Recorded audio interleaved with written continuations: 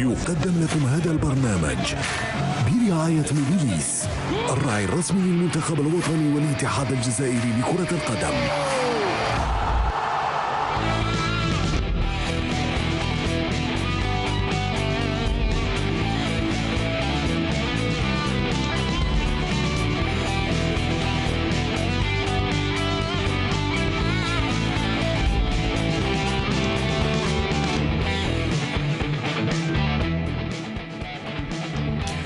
Madame, monsieur, bonsoir. Comme tous les mardis, je suis très heureux de vous retrouver pour votre émission de talk, de débat sur le sport. Il va y avoir du sport. On va revenir ce soir et faire un petit bilan de cette Coupe d'Afrique des Nations, ou tous les faits marquants de cette édition du Cameroun. On va également parler du mercato, le marché, c'est comme ça que l'on le nomme en italien, le mercato des joueurs internationaux algériens notamment. Est-ce que ce sera bénéfique pour la sélection qui a un grand rendez-vous le 24 mars prochain face au Cameroun?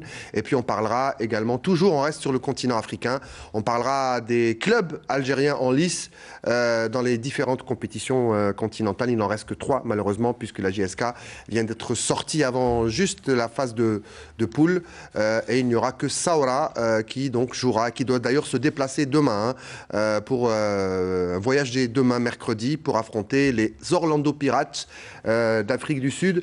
La rédaction de Canal, ou une partie en tout cas de la rédaction, est avec moi ce soir. J'ai le plaisir de retrouver mon cher ami Mohamed Haouchine qui est avec nous. Bonsoir Mohamed.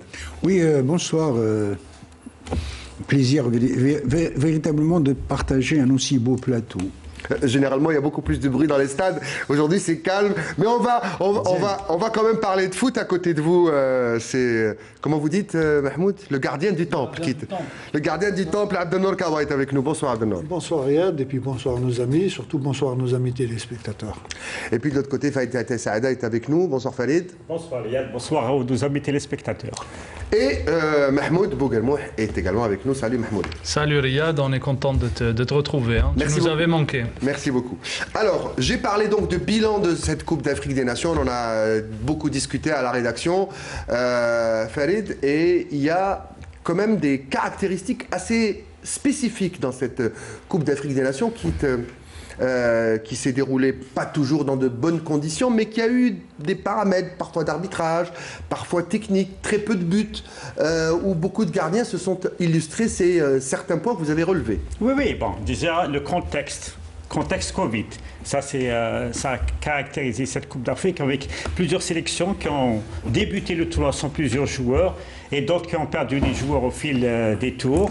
Comme le Sénégal avait débuté le tournoi sans 6 titulaires, bon, finalement elle a retrouvé ses titulaires, c'est ce qui lui a permis de remporter cette Coupe d'Afrique des Nations.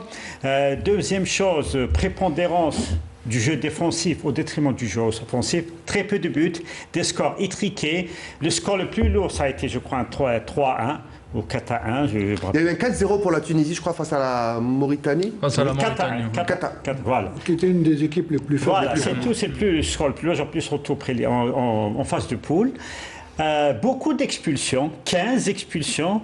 Les arbitres avaient la gâchette facile. Ah oui, bon, c'est tout à fait normal parce qu'ils sont surveillés, il y avait la VAR, donc ils n'avaient pas le droit à l'erreur. Et comme je le dis toujours, si les clubs, les joueurs, les sélections ont leur compétition, la Coupe d'Afrique des Nations, bien la Coupe du Monde, même les arbitres ont des compétitions dans lesquelles ils veulent participer, notamment la Coupe du Monde des Nations, la Coupe du Monde des clubs, et c'est en étant bien notés qu'ils peuvent le faire. Donc ils sont obligés maintenant d'être honnête et d'être réglo, parce qu'il y a les caméras qui les surveillent et il y a les prospecteurs, les examinateurs FIFA qui les surveillent. Donc c'est pour ça qu'ils ont appliqué les règles à la lettre. D'où, par exemple, 21 pénaltys sifflés lors de cette... Je ne parle pas des tirs au but, je parle des pénaltys. Même les séances de tirs au but, il y en a eu beaucoup, on va en parler. Voilà, 21 pénaltys sifflés.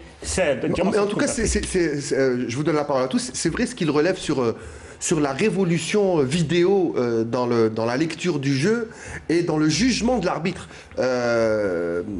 Il fut un temps, à une période, dans certaines chaînes de télévision, on ne montrait pas le replay pour ne pas influencer. Pour ne pas déjuger ou juger un arbitre qui a pris une décision, même s'il avait fait une erreur, on ne faisait pas le replay. Maintenant, ça a changé.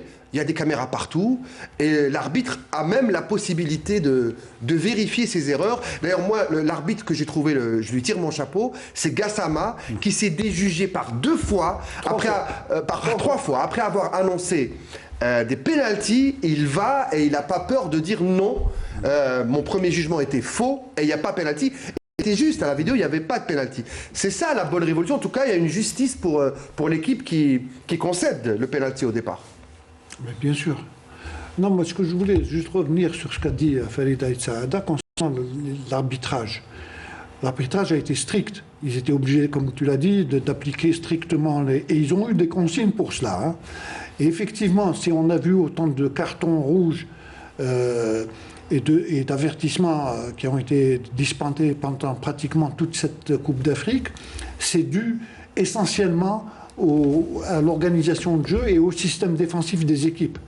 Donc il y a eu beaucoup de contacts dans ce tournoi et évidemment quand il y a contact dangereux, il y a automatiquement carton. Il faut dire que dans ce domaine, je m'excuse, mais il y a eu du bon et du moins bon. On se rappelle cet arbitre zambien qui a sifflé à la fin du match à la 85e, la 89e, 88e minute de jeu. Gassama, vous en avez parlé. Mais bon, à sa décharge, il a dit qu'il avait vraiment il avait un malaise, il avait presque perdu connaissance. Comme une insolation. Ouais. C'est ce qu'on dit, mais dans les coulisses, il paraît que ce sont d'autres problèmes qui auraient d'ordre psychique. Bon, enfin, on ne va pas revenir. Gassama, lui, ne m'a pas surpris dans la mesure où il est à l'origine de plusieurs scandales au niveau de la Confédération africaine de football. Vous vous rappelez cette fameuse finale de Ligue des Champions entre l'Espérance Tunis et le Wydad de Casablanca qui a été rejouée un mois après.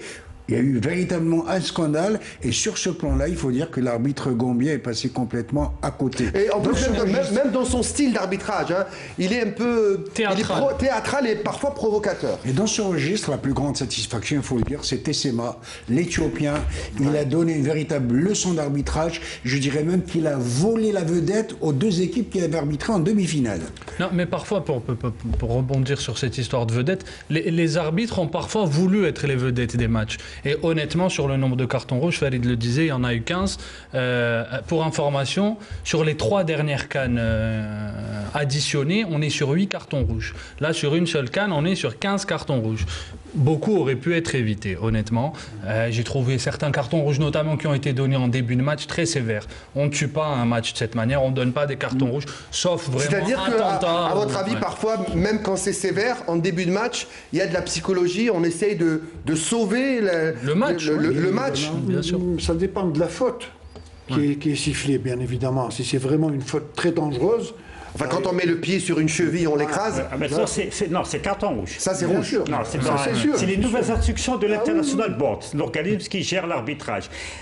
C'est-à-dire, même auparavant, on ne sanctionnait pas les fautes inattentionnelles. C'est-à-dire, par inadvertance, on écrase quelqu'un, on le frappe, c'était pas sanctionné. Maintenant, s'il y a un jeu dangereux, même sans l'intention de faire mal, c'est sanctionné. C'est-à-dire qu'il faut protéger les joueurs. Il faut protéger. Alors j'explique, parce que vous dites qu'il y a des arbitres qui dégainent facilement.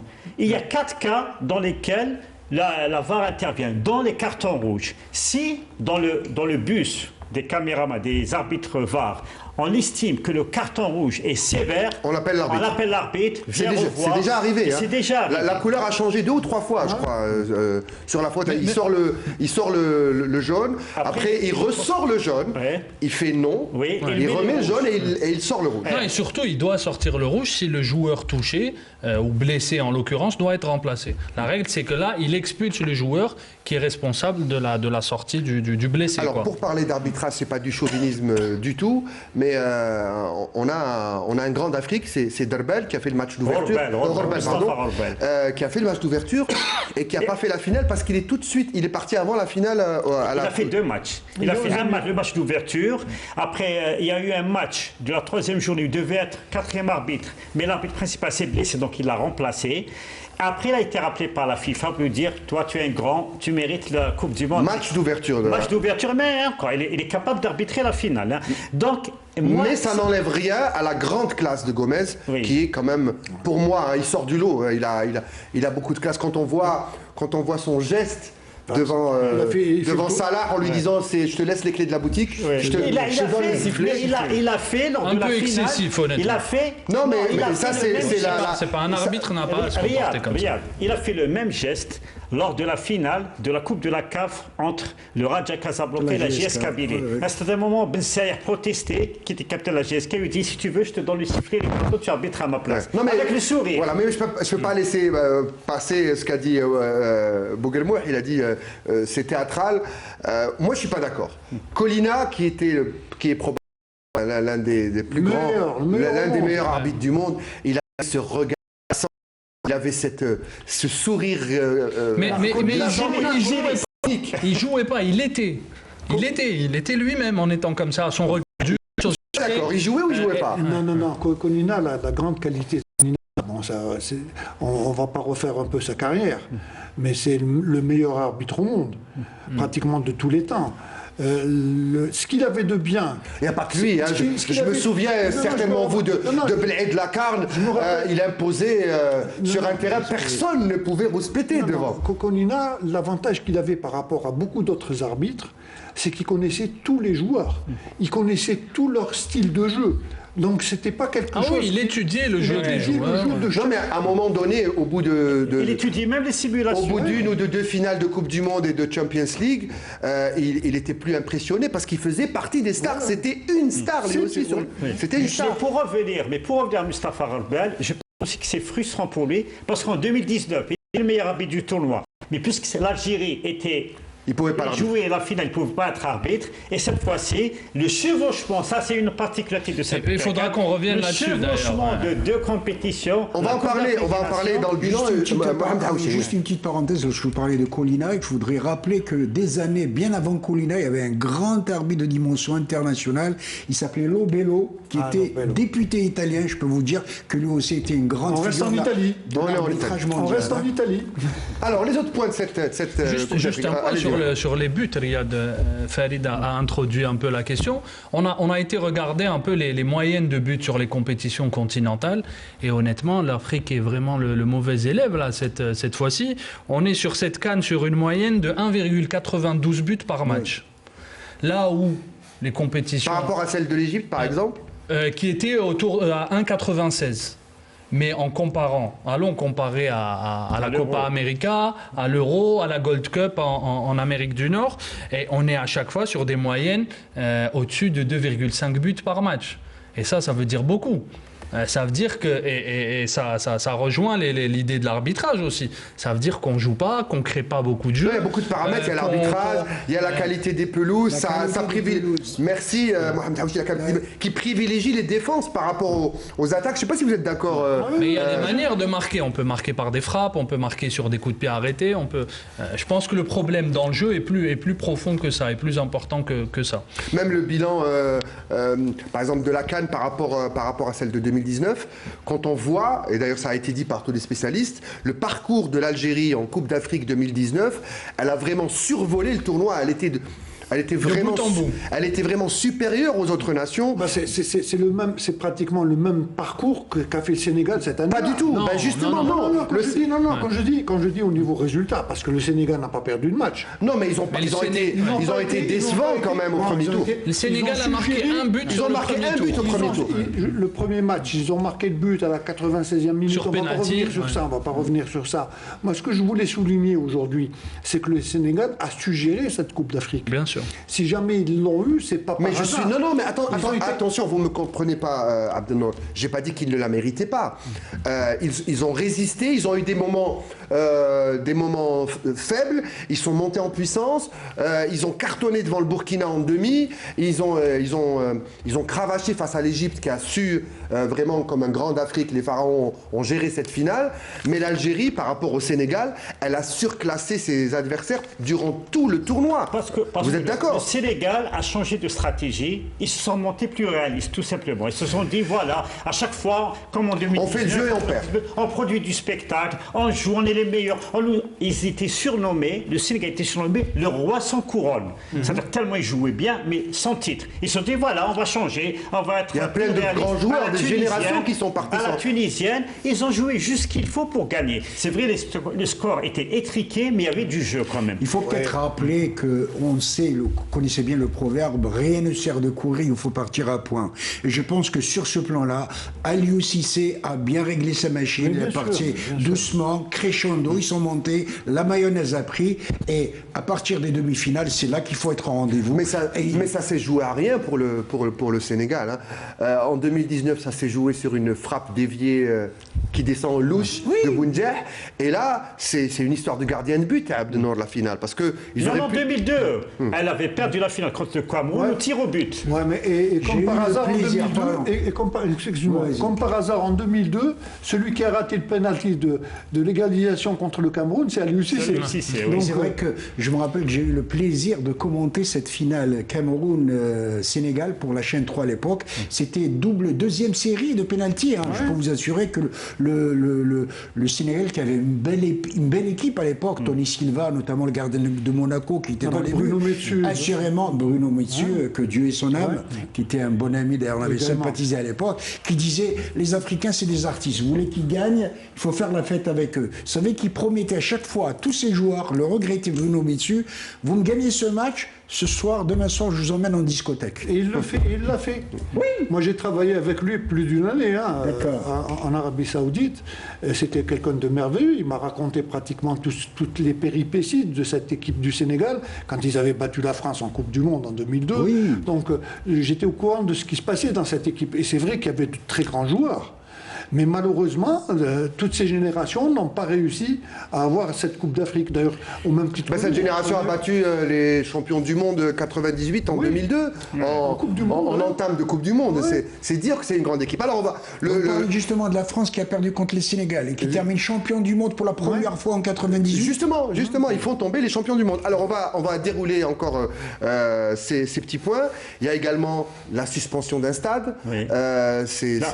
Les gardiens de but avant tout. Les gardiens de but. Voilà, après, la prépondérance des gardiens de but.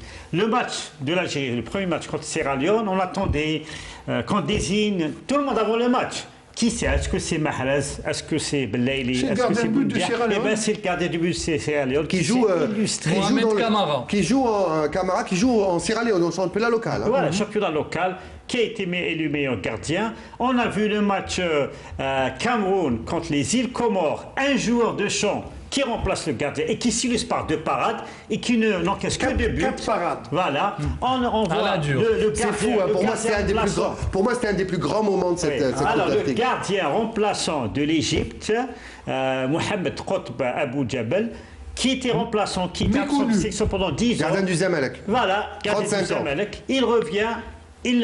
Parce que vous savez, en équipe nationale, il y a des gens qui disent non, il a joué un match et il n'a pas l'expérience. Non, en sélection, il y a très peu de matchs. Quand on vous offre une occasion, il faut la saisir. Lui, il a saisi sa chance, il a sauvé son équipe contre le. Il a gagné 2 séances de tir au but. Déjà, au cours des prolongations, un tir de Sangaré, en arrêtant le tir au but de Bailly contre l'Égypte. Il a été un rempart contre le Maroc, un vrai rempart.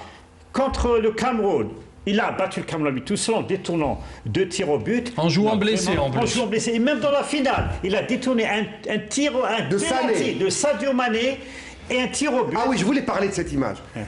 C'est aussi une des images de la CAN. Alors imaginez, il y a Mohamed Salah, qui va parler à son gardien.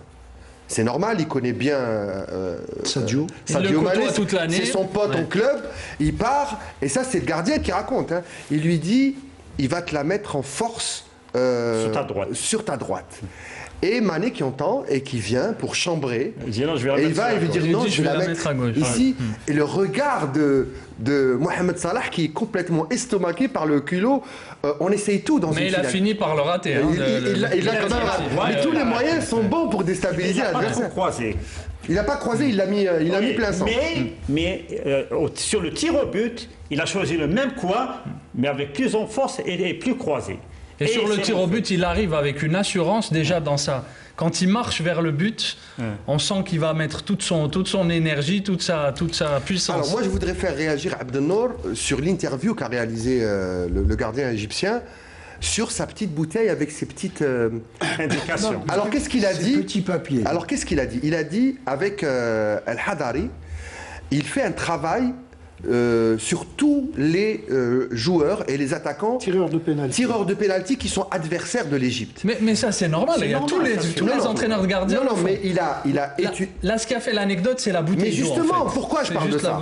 Toutes les notes qu'a fait le Hadari, il les a repris, le gardien, il les a mis dans une bouteille. Il a entouré la scotché bouteille. sur une bouteille. Scotché, et à chaque fois qu'il a un tireur, il regarde. Alors sûrement c'est écrit, par exemple, je sais pas moi, Sadio Mané en force à terre à droite, par exemple. Non, mais on a bien vu. Il y a une vidéo je pense que c'est un supporter ou un cadre un bénévole qui a récupéré la bouteille et qui a fait une vidéo mais sur je veux les la réseaux réaction sociaux. de C'est en fait un dessin de la cage avec le point où tire le joueur. Vous savez, au jour d'aujourd'hui... Vous êtes un des meilleurs coachs de gardiens, donc est-ce que... Il était gardien aussi, il était gardien. Est-ce que cette technique, le Hadari, ça fonctionne? La preuve. C'est tout à fait nouveau, parce qu'à l'époque, avant qu'il y ait tous ces médias, on ne savait pas. On savait que tel joueur avait tiré un pénalty, qu'il avait marqué. Mais aujourd'hui, avec tous les matchs télévisés qu'il y a, on sait tout. Rien ne se cache. Voilà, on sait absolument tout.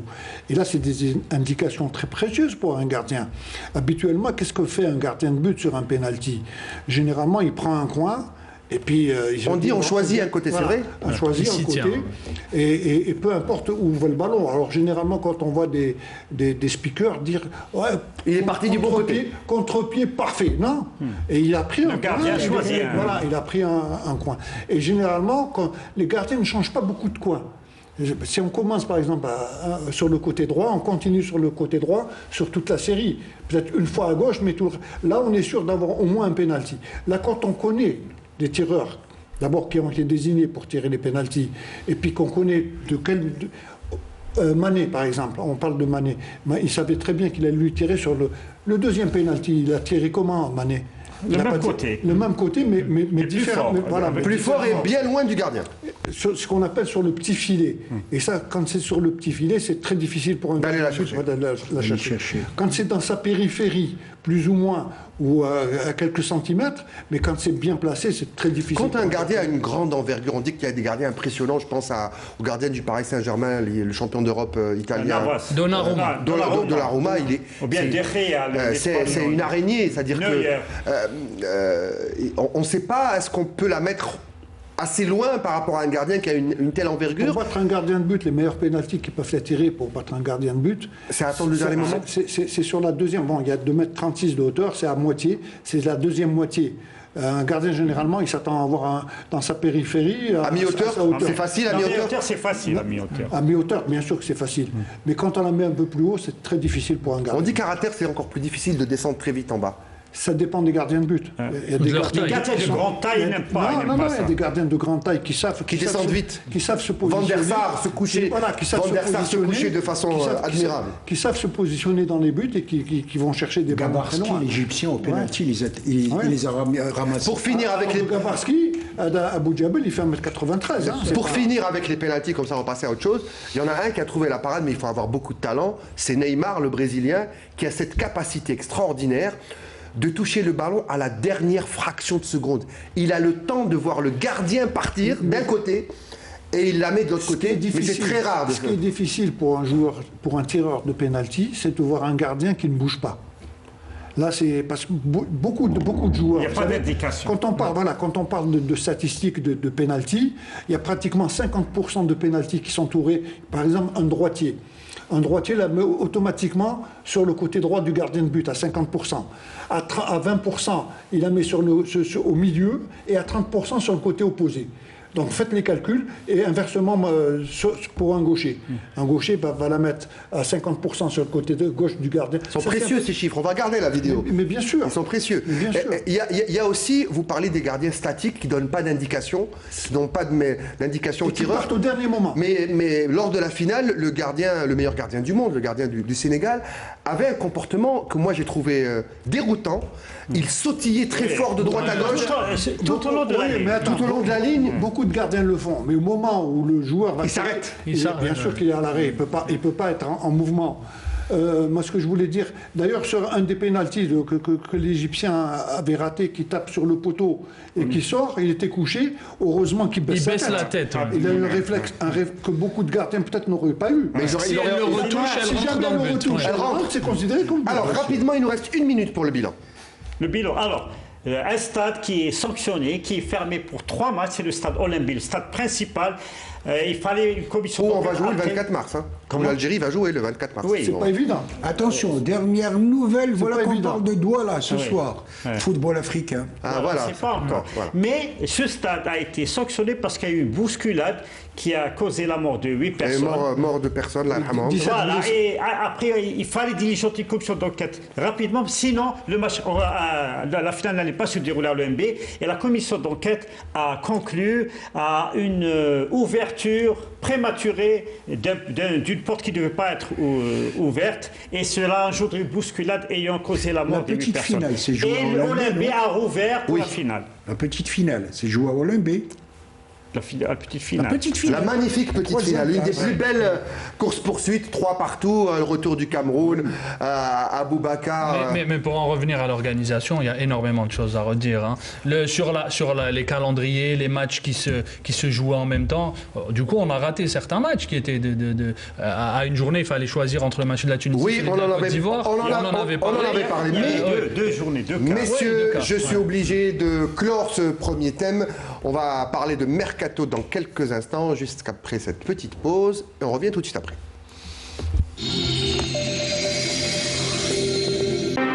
من الجزائري دايما واقف معنا مع بعض نروحوا بعيد. عنده الحق، لازمني ايكيب باش ننجح. تبعوني مع بعض نروح بعيد. انا رشدين رشدين.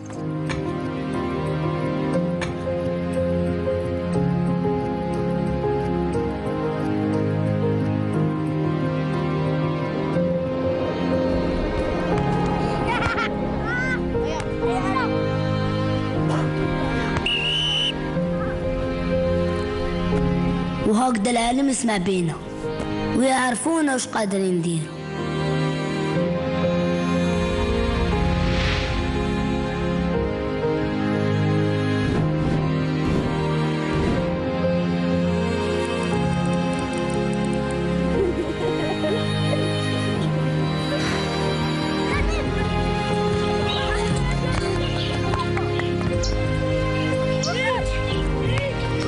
كان على بالي باللي جا هاد النهار، بس ماشي لهاد الحد.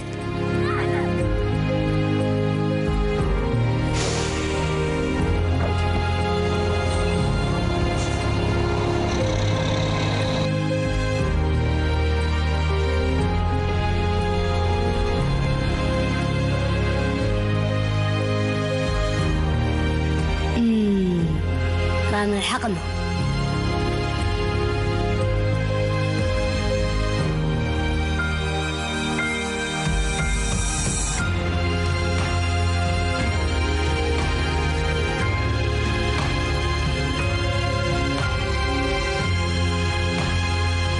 كتأمل في واش راك دير وزيد عندك فريق مليح، حاجة ما تكون مستحيل.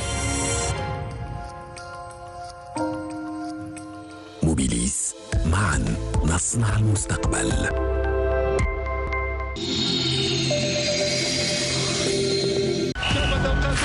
يقدم لكم هذا البرنامج برعاية موبيليس، الراعي الرسمي للمنتخب الوطني والاتحاد الجزائري لكرة القدم.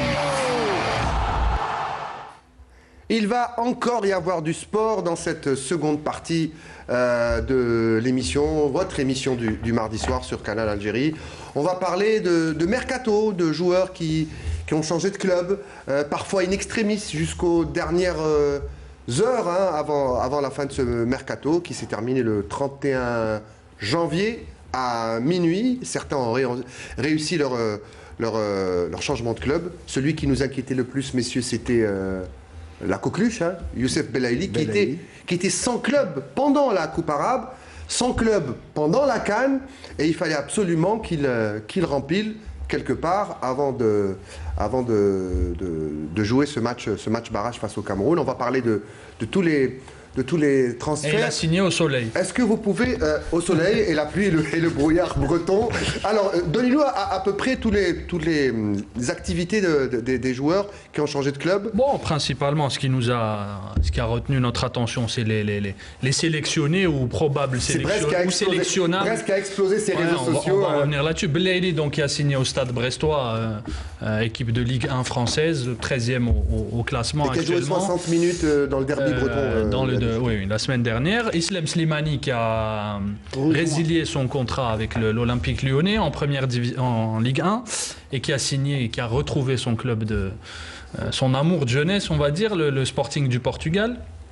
Il y a aussi Ben Taleb. J'ai aimé le spot d'annonce où c'était le garde matériel, je crois. C'est qui retrouve en mode comédie romantique. Le responsable de la logistique. On connaissait les soap opéra brésiliens, ça c'est du Love Actually.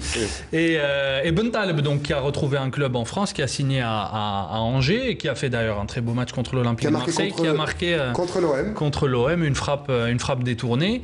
Et cet après-midi, on a entendu que Dormoun, le jeune très prometteur de l'ES Sétif, qui s'est engagé avec le FC Lugano.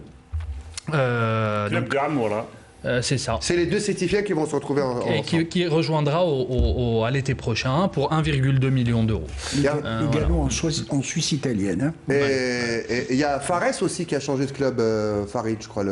Oui, il a signé au Torino. Il a signé au Torino, oui. Donc il y a eu quand même beaucoup de mouvements pour les joueurs. Oui, bon, il y a même certains joueurs qui ne sont pas en sélection, mais qui ont essayé de trouver des clubs, parfois dans des championnats arabes, irakiens, koweïtiens, mais c'est des petits joueurs du championnat. Oui, mais eux, parce que maintenant, la condition sine qua non pour être en sélection, la première, c'est d'être compétitif, c'est de jouer. Peu importe le club, c'est de jouer, d'être compétitif. Après, il y a le standing, les besoins du sélectionneur, etc. Et comme après la déconvenue de la sélection à la Coupe d'Afrique des Nations, il est clair que le sélection va apporter quelques changements. Donc tout le monde espère faire partie de la liste pour les matchs barrages du mois de mars. D'où cette ferveur pour trouver des clubs pour certains joueurs. Pour Belaïli, c'était une nécessité, parce que déjà, pour moi, c'était une erreur. Moi, je veux un avis, je veux un tour de table sur la destination de Belaïli. Qu'est-ce que vous en pensez? Ok, il fallait qu'il le fasse plus tôt, parce qu'il a résilié son contrat en pleine Coupe arabe des Nations. Voilà. Juste après la victoire face au Qatar. Voilà, juste après la demi-finale. Ok. Mais après, on s'est dit, puisqu'il a résilié, c'est qu'il y avait une piste chaude qui n'attendait que même lui, il a dit, on parlait de Marseille, de Montpellier. Après, il est reparti au Qatar. Ça passe pour la Coupe d'Afrique. De signer dans un club qatari, mais rien. Donc, à la toute dernière minute, il a signé au stade brestois. On espère qu'il va réussir, mais ça sera difficile pour lui. Non pas question qualité technique, parce qu'il a les qualités, s'il le voulait, s'il travaillait pour jouer même au Paris Saint-Germain. Mais c'est l'adaptation qui risque d'être difficile. Mais sur le choix, moi je trouve que c'est un bon choix. Il ne faut pas non plus... ce qui est à sa mesure, quoi. Belaïli, qu'on le veuille ou pas, n'a rien démontré dans des compétitions de niveau mondial. Ou dans des grands championnats européens. Ou dans des grands championnats européens. Donc... Honnêtement, un club de milieu de tableau français, c'est le championnat français. Parlez-nous un peu de Brest, milieu de tableau. Milieu de tableau, avec la particularité d'avoir fait tomber les plus gros du championnat de France, Brest. Par exemple ils ont battu Monaco, ils ont battu Lens, ils ont battu Marseille, ils ont battu Lille, qui sont des équipes du top 5. Lille champion sortant. Lille champion, oui, Lille champion en titre. À mon avis, Brest, le championnat de France, c'est un championnat très exigeant physiquement, c'est un championnat très tactique. À mon avis, il va pouvoir en tirer, il va pouvoir progresser et se préparer dans les meilleures conditions. Il a la chance d'avoir un coéquipier dans ce club, c'est Haris Belkabla. Moi, je pense qu'il a été victime d'une grosse pression, Belaïli. Il en a déjà soupé dans les années précédentes, et là, on lui a mis une grosse pression. Vous avez vu les réseaux sociaux. Parce qu'on attend beaucoup de lui, finalement. C'est pour ça qu'il y a cette pression. Oui, mais là, bien sûr, cette pression, les réseaux sociaux et toute la presse s'en est suivie, et malheureusement, le dernier breton contre le Stade Rennais. C'est une entrée en matière. Paraît-il que ce soir, il s'est fait cisailler littéralement par la presse française. Tout à fait. Qui n'attendait que ça malheureusement. Et ça ne va pas le servir. Encore qu'il a une force de caractère. Toutes les chances de rebondir. 2 mots sur Slimani. Slimani n'a pas quitté l'Olympique Lyonnais. C'est l'Olympique Lyonnais qui s'est séparé de Slimani parce qu'il ne pouvait plus le payer. Il avait un salaire exorbitant et c'est ce qui fait que ça a été discuté à la Et puis Lyon est en crise financière, ils ont besoin de récupérer de l'argent. Hein. Guimarães a été vendu, je ne me rappelle plus du chiffre, plus de 60 à millions. Newcastle et il vient de quitter Lyon. Lyon a besoin de récupérer, elle n'avait plus les moyens de garder Slimani. Et disons que Slimani a été heureux de rentrer à la maison, comme il l'a dit. Il était tout heureux au Sporting de Lisbonne, on l'estime. Mais il y a un avantage. Et surtout, il va jouer la Champions League. Voilà, il y a un avantage sportif. À Lyon, il ne joue pas la Champions League. Il va jouer contre Mahrez en Champions League. Il va gagner en temps de jeu. Et avant le match de Champions League, ce vendredi, grande retrouvaille avec le club contre qui il a marqué en dernier avant de quitter le Sporting Lisbonne, le FC Porto. L'ancien de Brahim. Opinion sur ces deux joueurs qui ont changé de club. C'est le temps de jeu surtout qui compte et également la rigueur technico-tactique qui est importante. La rigueur technico-tactique, ça c'est au niveau de dans un club, c'est tout à fait différent. Le nom de l'entraîneur de Lisbonne va me revenir, c'est Der Zakarian qui est entraîneur de Brest. De Brest, oui. On ne peut pas faire la comparaison entre un club et une équipe nationale. Mais par contre, là, on est en train de parler de Belaïli, bon choix, pas bon choix. Il ne faut pas oublier que Belaïli n'a plus 20 ans. Il en a 29. Bientôt 30. Il va sur ses 30 ans. Et puis il a signé pour 5 jusqu'à la fin de saison. Il a signé. Il fallait impérativement qu'il puisse trouver un club où il pourrait se préparer, parce que la préparation... Vous savez, c'est dans 1 mois et demi. Hein, ça va faire... En fait, c'est 1 mois et demi, après il faut se préparer pour la Coupe du Monde, si on est qualifié, Inch'Allah. Bon, ça c'est une autre étape. L'étape la plus importante, c'est celle qui nous attend à partir du mois de mars. Oui, mais pour être sous contrat entre mars et la fin de saison, il faut signer maintenant, en janvier. Oui, non. C'est pour ça qu'il fallait qu'il signe. Non, il fallait impérativement qu'il puisse trouver un club. Bon, maintenant, le choix s'est porté sur Brest. Bon, c'est peut-être pas l'idéal pour lui, mais il fallait impérativement qu'il puisse jouer. Et bon, donc il a encore 1 mois et demi. Est-ce que vous pensez que à un moment donné, il a tergiversé, peut-être qu'il y avait une question d'argent, qu'il voulait peut-être avoir de meilleures offres. Est-ce qu'à votre avis, par exemple, Belmadi aurait pu lui dire « Vas-y Youssef, signe, faut que tu signes ». Moi, par exemple. J'ai suivi un peu ce qu'a dit son père, qui est en même temps manager, qui est son manager. Il avait dit on a eu beaucoup d'offres, mais Belaïli voulait jouer en France. Il a bien précisé en France. Et donc en France... Bon, on a parlé de Marseille, on a parlé de pas mal de clubs, mais le seul club qui s'est présenté et qui a concrétisé une vraie offre, c'est Brest. Donc il est à Brest. Moi, ce que je puisse lui souhaiter, c'est qu'il puisse se préparer convenablement pendant ce mois et demi et qu'il soit prêt pour cette double confrontation contre le Cameroun. Après, l'avantage d'un club comme Brest, c'est que c'est un club familial à dimension humaine. Ça rappelle un peu le Auxerre de Giroud d'une certaine époque. Voilà. C'est sûr que c'est pas l'Olympique de Marseille ou le PSG où il sera dans de meilleures conditions, des conditions plus favorables, on va dire. Alors, juste un petit clin d'œil de l'histoire. Der Zakarian, quand il était joueur, était ailier gauche. Donc il joue au même poste que Belaïli. Der Zakarian, qui est l'entraîneur du Stade Brest. C'est joueur du FC Nantes. Et entraîneur également de Nantes. Du FC Nantes de Ciodo, si je me rappelle bien. Hein. C'était Ciodo qui était son coach. Coco Ciodo qui était son coach. Der Zakarian qui est d'origine arménienne. Hein. Tout à fait, comme son nom l'indique. Alors messieurs, l'heure tourne, on va passer, alors on va me dire s'il y a un spot avant la 3e partie, on va me le dire tout de suite dans l'oreillette, sinon on va passer à la 3e partie. Et voilà, un petit spot de pub et on revient pour le 3e sujet de l'émission.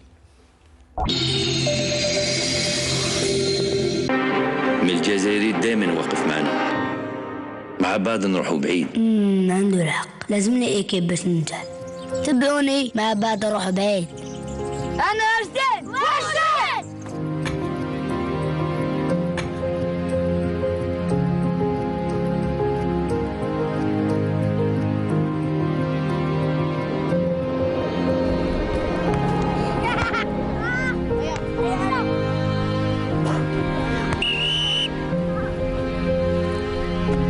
وهكذا العالم يسمع بينا ويعرفونا وش قادرين نديرو.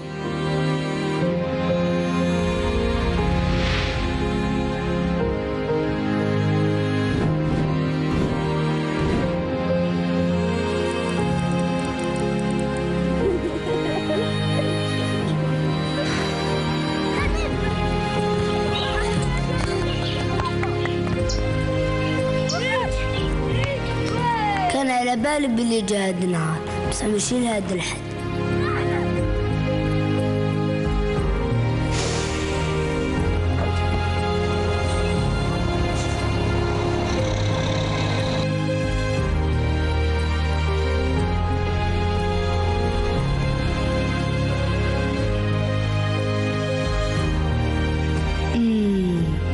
رانا لحقنا.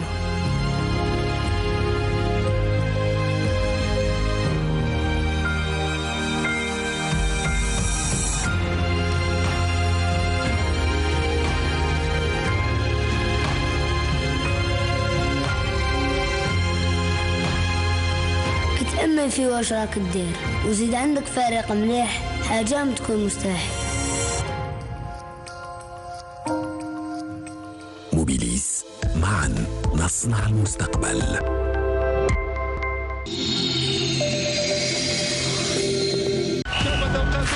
يقدم لكم هذا البرنامج برعاية موبيليس، الراعي الرسمي للمنتخب الوطني والاتحاد الجزائري لكرة القدم.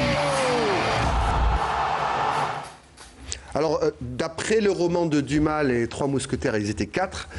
Les clubs algériens ont pensé qu'ils allaient être 4 et finalement, ils seront que 3 en compétition africaine.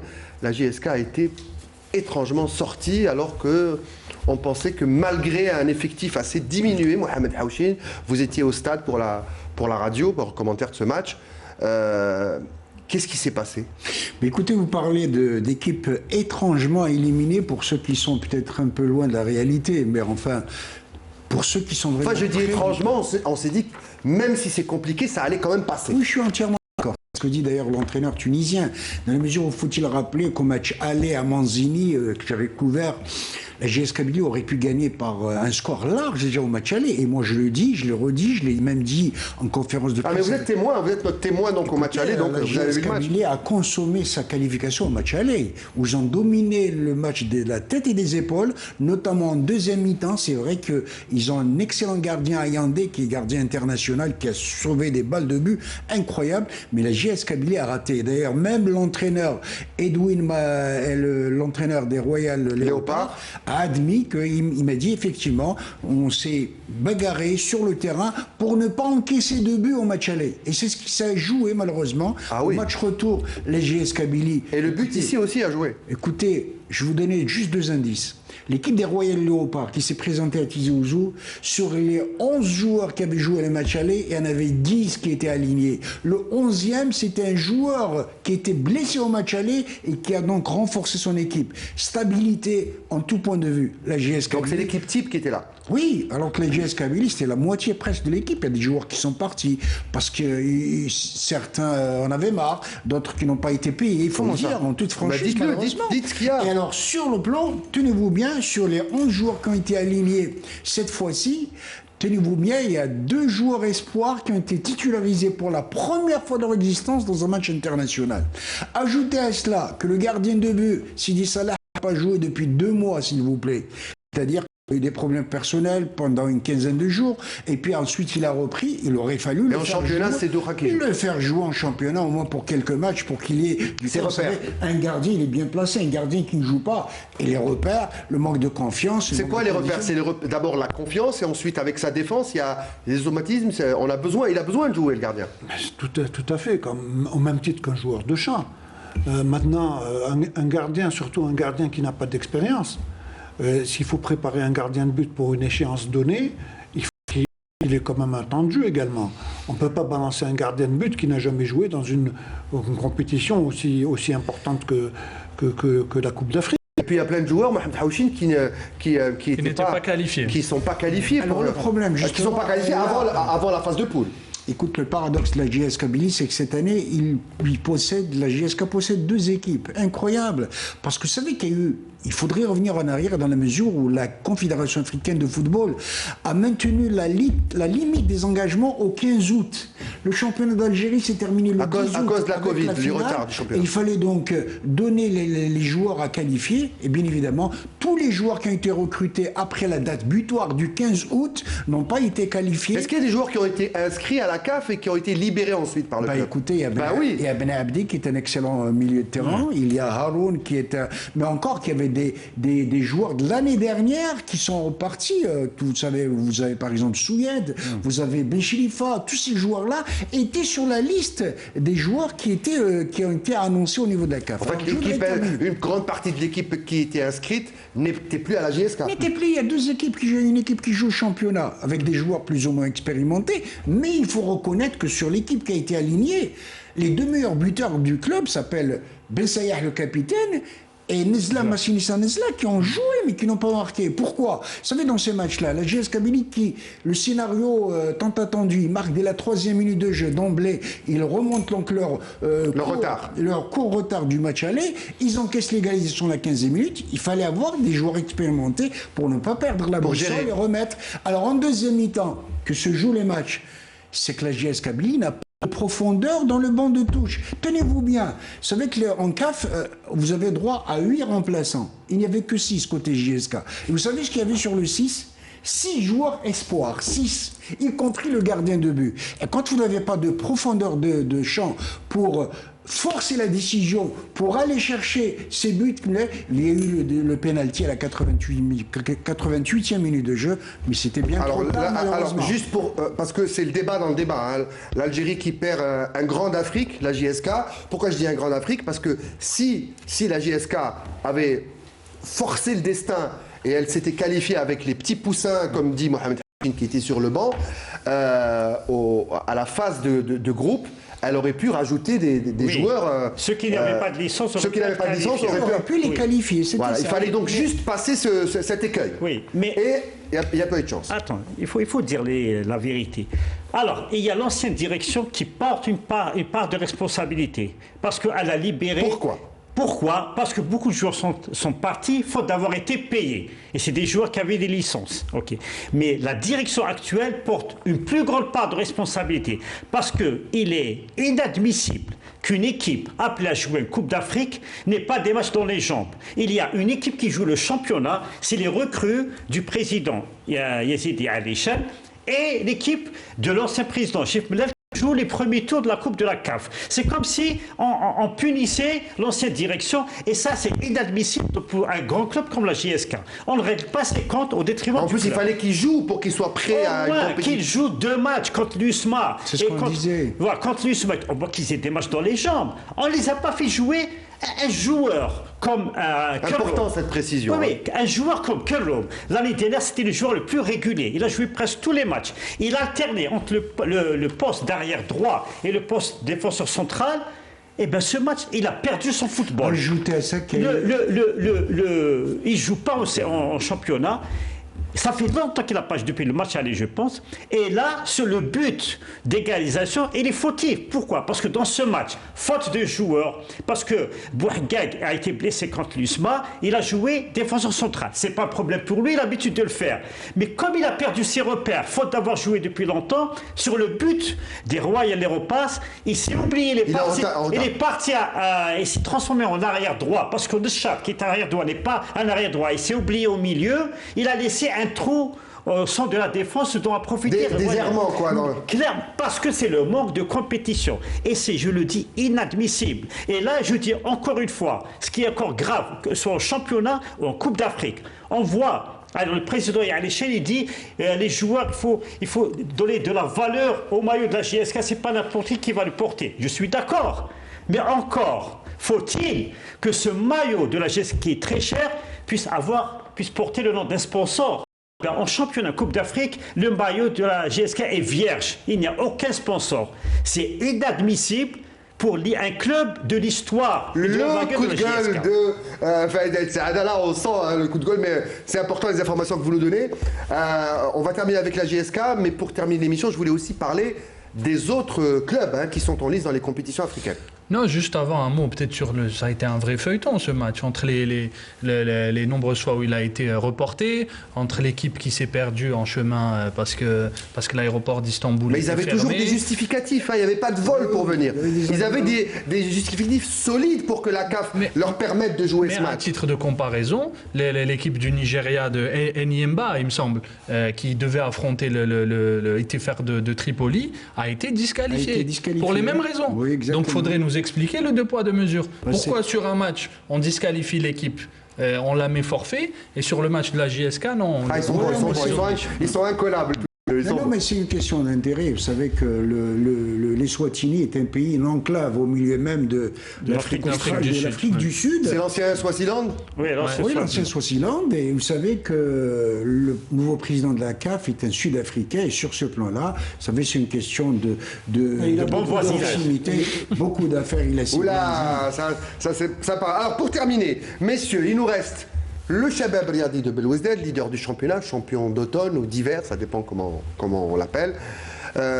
Saoura, qui pour moi est une des plus belles équipes de notre championnat depuis plusieurs années, qui va recevoir au magnifique stade olympique d'Oran les matchs de Saoura. Et puis, il y a l'entente de Sétif, qui n'est pas l'entente de l'année dernière, parce qu'elle va encore perdre un joueur en fin de saison. Est-ce que, et pourquoi je vous pose cette question, le prochain CHAN se jouera au mois de janvier 2023. Où ça? En Algérie. En Algérie, c'est le championnat des joueurs locaux. On a vu une équipe égyptienne, par exemple, qui se hisse toujours au sommet de l'Afrique. Elle vient de finir finaliste avec quasi 80% des joueurs qui jouent au pays, dans les clubs égyptiens. Dans 7 joueurs qui ont joué la CAN ont rejoint Dubaï pour la Coupe du Monde des clubs. Aujourd'hui, ils ont un match aujourd'hui. Contre Palmeiras. Ils ont perdu 2-0 contre Palmeiras. Voilà pour l'info. Alors, messieurs, est-ce que faire une bonne CHAN, être une des meilleures équipes locales du continent, passe par une suprématie des clubs dans le continent, et est-ce que c'est possible? Vous regardez dans le bon de l'eau.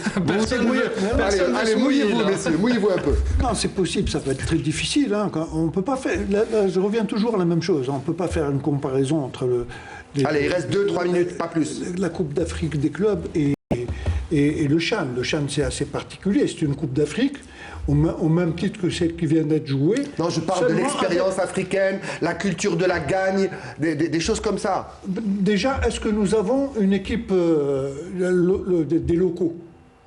Est-ce qu'elle existe? C'est l'équipe C'est l'équipe de Majid Bouguera. Mais qu'est-ce Non, mais la grande partie n'est pas locale. Elle est dans des pays. C'est pour ça que je dis, est-ce qu'elle existe? Parce que d'ici là, il y a des joueurs, peut-être d'ici la fin de saison, ils vont disparaître, ils vont aller en Europe. Donc, à chaque fois, Majid a toujours intérêt à trouver des nouveaux joueurs et essayer de stabiliser. Mais il doit superviser ces matchs-là des clubs algériens en Afrique. Bon, actuellement... Je dirais, Abdenour, pardon, que cette équipe a existé cette année. Avant le revirement qu'il y a eu pour la Coupe d'Afrique, la Coupe arabe des Nations.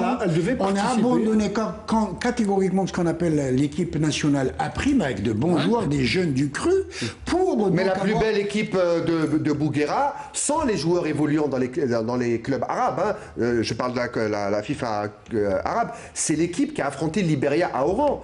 Après, il a perdu plein de joueurs, il a perdu Zorgan, il a perdu Amoura, il a perdu Recha aussi, il a perdu beaucoup de joueurs. C'est pour ça que j'ai dit, est-ce qu'elle existe? Elle n'est pas stable, cette équipe. Donc il faut attendre de le tenter. Absolument. Il faut attendre une telle date, une fois que les joueurs sont stables, une fois qu'ils sont dans notre championnat, qu'ils ne bougent pas. C'est-à-dire qu'il faut voir les joueurs qui vont rester la saison 2022-2023. Ça sert à quoi de convoquer un joueur et dans 2 mois ou 3 mois, à la fin du championnat, il disparaît? Avant de terminer, Mohamed Haouchine, pour le dernier mot. Oui, le dernier mot, je voulais juste préciser, malheureusement, que l'élimination de la JS Kabylie a fait le malheur de la JS Saoura, qui va se taper 2 déplacements en Afrique australe, s'il vous plaît. Et ça, c'est très important pour notre représentant, la JS Saoura. Et elle va déjà en Afrique du Sud, plus le Swaziland.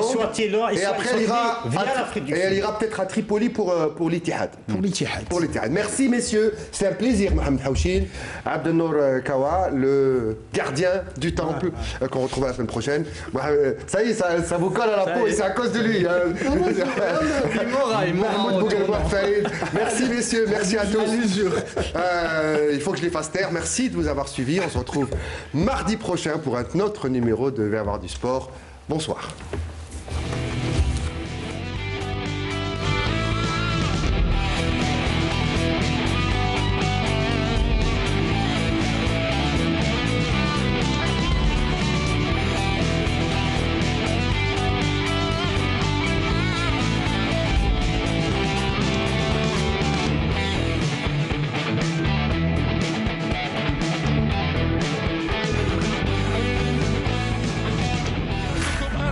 لكم هذا البرنامج برعاية ميديليس الراعي الرسمي للمنتخب الوطني والاتحاد الجزائري لكرة القدم.